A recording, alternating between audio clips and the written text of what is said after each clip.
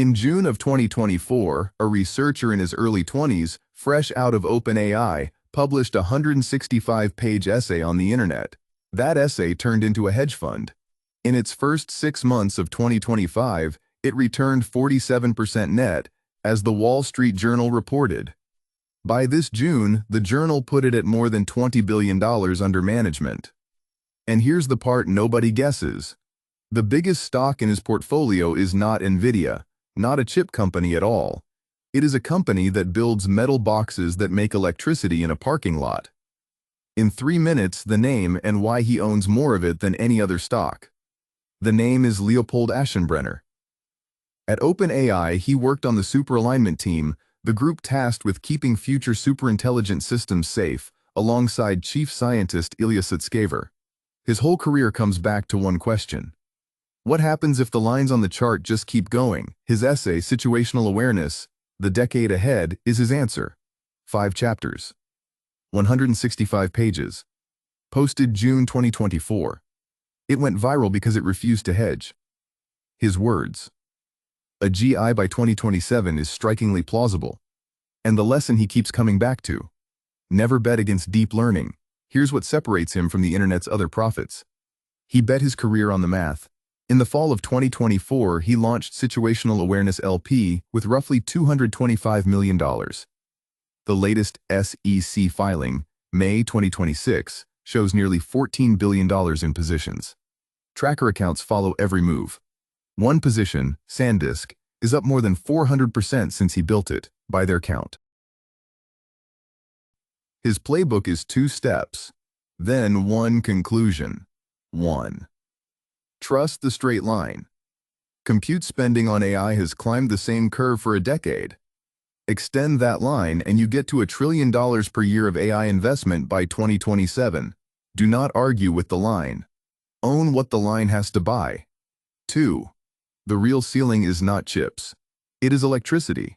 By his math, a single $1 trillion AI cluster would need more than 20% of today's entire US electricity production. Every gigawatt of computing is worthless without a gigawatt of power behind it. So that's where his fund is positioned. The picks and shovels of that squeeze. The compute landlords. CoreWeave, 14% of his stock book. Nebius, the European cloud provider, where he disclosed 5.6% of the entire company. Iron, the Bitcoin miner that turned itself into an AI landlord. The memory layer through SanDisk, 19%. And on the crowded side, the famous chip names, he owns insurance instead. That is the barbell. Because the #1 stock in that portfolio, roughly 1/5 of every dollar he has in individual stocks, is Bloom Energy. Ticker BE. What Bloom actually sells is pretty simple. A fuel cell the size of a shipping container. Feed it natural gas or hydrogen, and it makes electricity right where you park it. No new power plant. No waiting for the electric grid. In America right now, a new data center can wait years just for permission to plug into the grid. AI companies do not have years. Bloom's box skips the line. Now watch the money back it up. On June 30th, the investment giant Brookfield expanded its partnership with Bloom from $5 billion to $25 billion, 5 times bigger, to power AI data centers. Oracle has already signed up for as much as 2.8 gigawatts of them.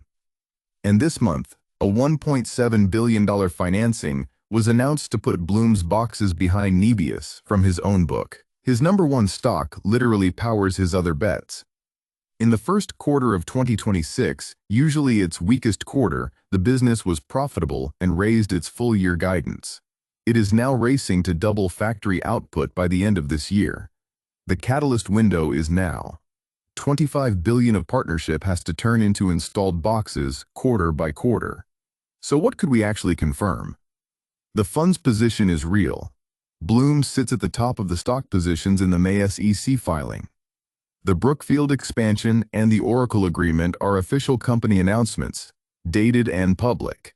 The first quarter profit and the raised guidance come straight from Bloom's earnings report.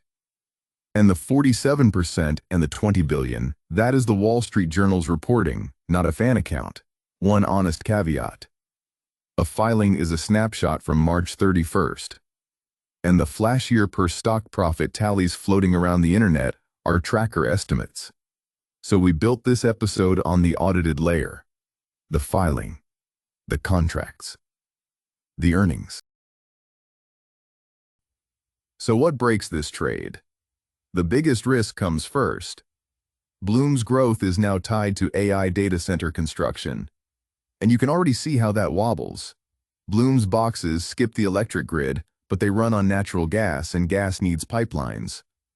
On July 20th, New Mexico rejected, for a second time, a permit for a pipeline feeding Oracle's giant Project Jupiter data center. That site is slated for up to 2.5 gigawatts of Bloom's fuel cells. Oracle wanted the power live by August 15th. That now looks hard to hit, and the pipeline is being rerouted. Nothing is canceled. But the lesson stands. The boxes skip one line, and they can still get stuck in another. Second, concentration in one line of math. Bloom is doubling factory output to 2 gigawatts a year. Oracle's agreement alone runs up to 2.8. One customer is worth more than a year of the factory. A handful of partners, Brookfield and Oracle above all, carry the story. Third, substitutes. Bloom's premium is the shortcut. If today's 5-year grid queues get shorter, or the gas turbine makers booked out toward 2031 catch up on supply, the shortcut is worth less. One number to watch. Quarterly deployments. Boxes in the ground and how fast the $25 billion partnership headline turns into firm booked orders. If they keep rising, the thesis compounds. If they stay flat, the headlines were just headlines. Time for the channel scoreboard. Today's entry: Leopold Aschenbrenner, Bloom Energy, ticker BE. The starting price is on the board on screen. And notice the pattern on that board. 4 different investors, and they keep hunting the same ground. The physical layer of the AI trade. That is either a coincidence or a map. Every call we cover goes on the same board. Subscribe if you want to see who is actually right. Already trading on Ondo and X stocks. Through a broker, you trade market hours only. On-chain stocks trade 24/7, 365, straight from your wallet. We prefer on-chain for one reason above all. Your profits stay yours, untaxed, not financial advice. Do your own work on the price you pay.